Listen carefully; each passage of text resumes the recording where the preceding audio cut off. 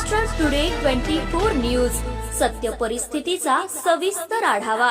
नांदेड तालुक्यात वाळू माफियांचा रात्रीचा खेळ, वाळूने भरलेल्या हायवाला अपघात होऊन पलटी। मार्कंड, पिंपळगाव, भणगी, बेटसामंगी, गंगाबेट, मोहनपूर या परिसरातून रात्री 10 नंतर ते पहाटेपर्यंत या परिसरातील गोदावरी घाटातून अवैधरित्या बेकायदेशीर वाळू उत्खनन सुरूच आहे।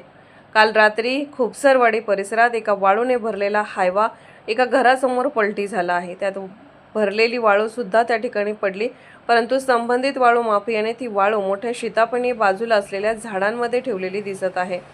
आता या प्रकरणी जिल्हा महसूल विभाग तथा पोलीस प्रशासन काय कारवाई करणार ते पाहूया।